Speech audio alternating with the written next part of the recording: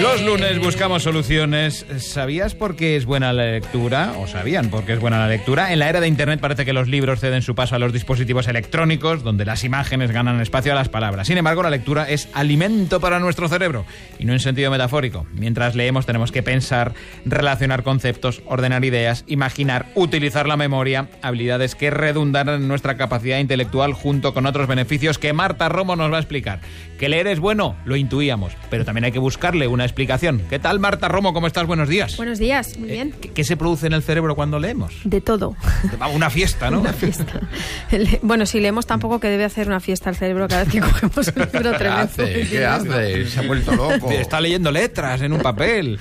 Sí, es pura energía. Leer es pura energía para el cerebro. Es realmente hacer gimnasia cerebral. Ahora que está tan de moda esto, si quieres entrenar tu cerebro, coge un buen libro. Entendiendo lo que lees, claro, porque si lees sin entender, esa gimnasia se queda un poco a medias. Claro, es bastante frustrante, ¿no? Sí, es cierto, hay mucha gente que lee y no entiende lo que está leyendo, o luego parece que no recuerda lo que ha leído, ¿no? Pero esto realmente sucede porque no hay un hábito de lectura. Porque leer se aprende, no hay ninguna zona del cerebro específica para la lectura, sino que están ni siquiera hay algo genético ni algo que esté en nuestro ADN para leer. La lectura es un invento absolutamente de nuestra cultura, no tiene que ver con nuestra biología, así como el lenguaje sí, ¿no? Entonces hay que aprender a leer, hay que generar el hábito de la lectura, y cuanto más leemos, mayor comprensión lectora tenemos. Bueno, es que la lectura de alguna forma te hace recorrer por todos los campos del cerebro. Quiero decir, Total. Que desde la racionalización, el pensamiento racional hasta lo emocional, todo se va mezclando en la lectura de un libro, ¿no? Incluso los sentidos. O sea, si tú estás leyendo en una página no sé qué, de una tarta de chocolate o tal, estás activando incluso los sentidos, ¿no? Igual que si estás leyendo algo que tiene que ver con lo emocional, en el cuerpo pasan cosas, porque el cerebro constantemente está dando órdenes al cuerpo, ¿no? Entonces, si hubiera que buscar beneficios cerebrales, aparte de la fiesta, yo me pongo a leer algo que me gusta, una novela, un ensayo, lo que sea, dentro del cerebro, ¿qué ocurre? Pues mira, tienen muchísimos beneficios. Uno muy interesante es que se aumenta la reserva cognitiva. El concepto de reserva cognitiva es muy interesante en los últimos años porque es un constructo que incluye una serie de cosas, desde la memoria, la atención, la concentración, la capacidad de abstracción, la imaginación. El caso es que la reserva cognitiva nos permite, entre otras cosas, prepararnos para posibles enfermedades o procesos degenerativos del cerebro. Nos hace llegar mucho más preparados a la vejez, cuanta mayor reserva cognitiva tengamos. Y todo esto se va trabajando previamente, es una labor de prevención. Por ejemplo, Alzheimer. Por ejemplo, el Alzheimer. Dicen, por ejemplo, que tocar un instrumento también desarrolla alguna parte del cerebro. ¿Es algo similar con lo que ocurre con la lectura? Sí, por ejemplo, de hecho, cuando lees poesía, que es muy interesante, o sea, leer es interesante, pero cuando leemos cosas diferentes, por ejemplo, leer poesía, leer ciencia ficción, leer en otro idioma, son algunas de las recomendaciones que yo quería hoy ofrecer, porque estás ampliando el impacto cerebral. Por ejemplo, al leer poesía sucede algo muy similar a lo que hacemos cuando tocamos un instrumento. Es muy curioso, se activan áreas del cerebro que tienen que ver con la percepción y con lo musical, curiosamente, ¿no? Con la poesía, por ejemplo, ¿no? O con la lectura de la ciencia ficción, lo que estamos haciendo es trabajar todo el área, esto que decimos que tiene que ver con soñar despiertos, con que el cerebro no distingue entre realidad y ficción, y es como si estuvieras viviendo una aventura, literalmente, ¿no? Y luego, sobre todo, yo una recomendación que quería dar es la lectura por placer. O sea, leer por convicción, leer por compromiso, no por cumplimiento. Entonces, muchas veces lo que hacemos de obligar a los chavales a leer un libro determinado, ¿no? Te tienes que leer esto.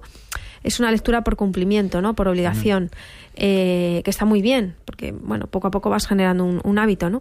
Pero para empezar es mucho más interesante animarles a que lean por placer, a que elijan un tema, lo que quieran, porque al final, cuando estás leyendo por placer, estás también trabajando la emoción, y cuando hay lectura y hay emoción, hay muchísima más memoria, el cerebro funciona muchísimo mejor y hay motivación porque que genera cierta adicción, ¿vale? O sea, es muy importante que haya emoción cuando leemos. En relación con ello, las lecturas profesionales, podríamos decir, no tendrían ese mismo efecto.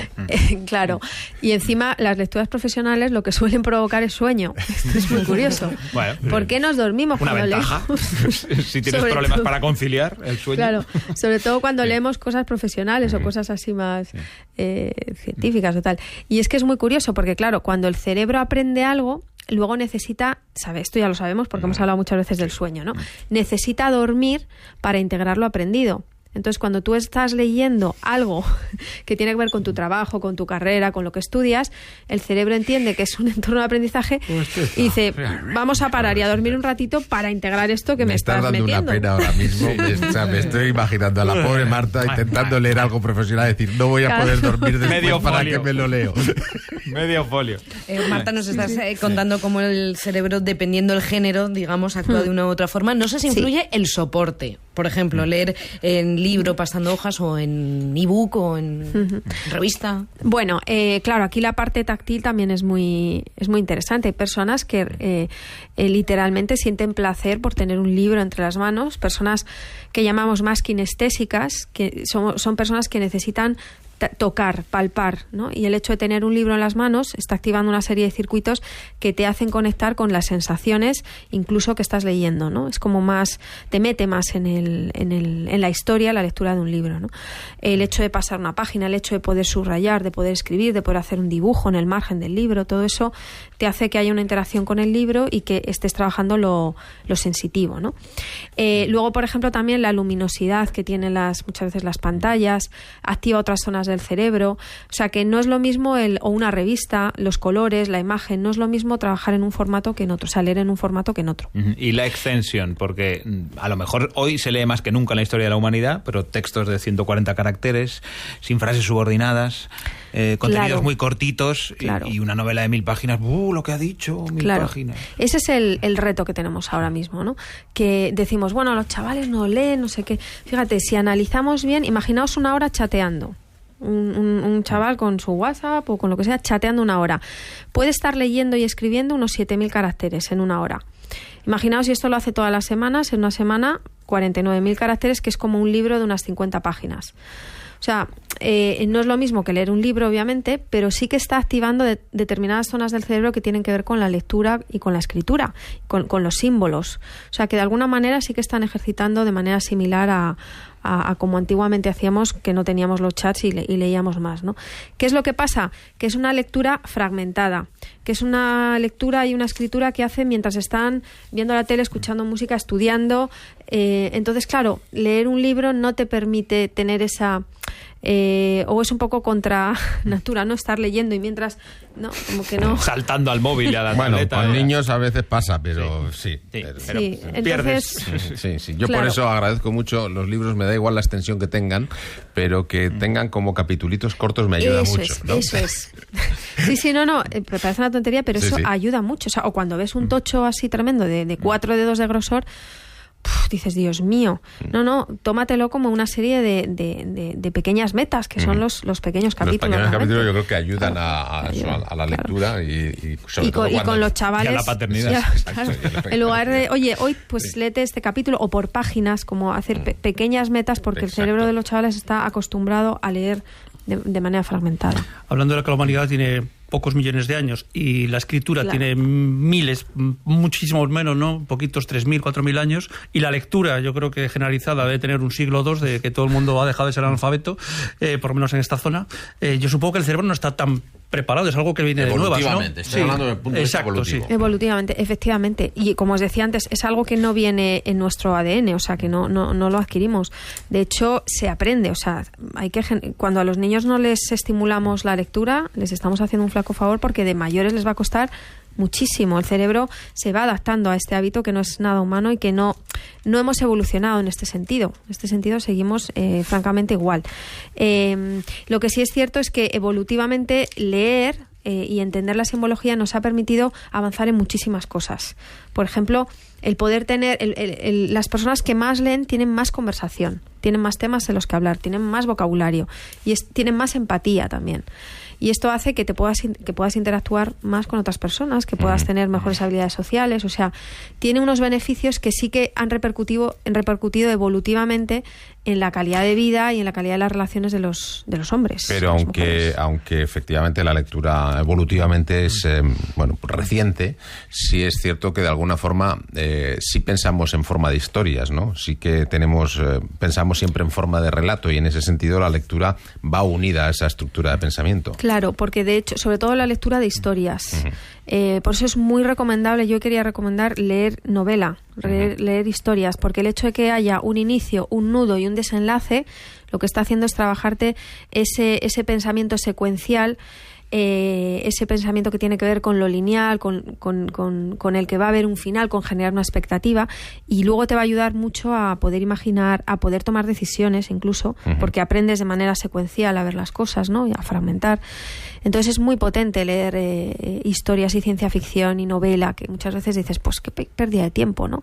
Es como ver una telenovela, una lectura, por ejemplo, de un libro de romántico, ¿no? Pues no tiene nada que ver. No tiene nada que ver el impacto, ¿no? Hablas, Marta, de la necesidad de estimular a los más pequeños para que lean. Sí. ¿Cómo lo hacemos y a partir de qué edad podemos ya regalarles pequeños libros? Bueno, desde que son súper bebés, ya tenemos estos libros de tela, es verdad, que son muy graciosos porque... Comestibles incluso. Comestibles y tal. Sabrosos. Devoran la lectura. Vamos, sí. Claro, pero el mero hecho de que tengan que descubrir que hay una secuencia, que hay unas páginas, entre comillas, ¿no? Y que se acostumbren a tenerlo en las manos, ya está generando una rutina, una postura, no solo en las manos, sino en el cuello, en la mirada. Entonces, empezar desde bebitos, desde bien pequeñitos.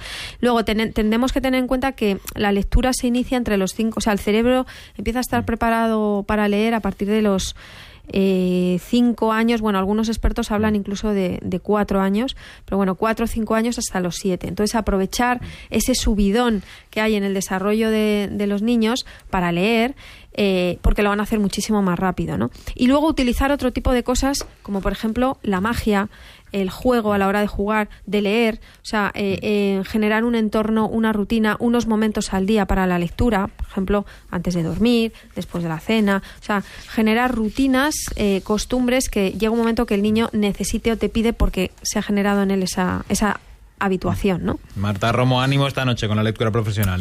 Ánimo. Gracias, Romo. Si duermes un poquito, igual te acuerdas.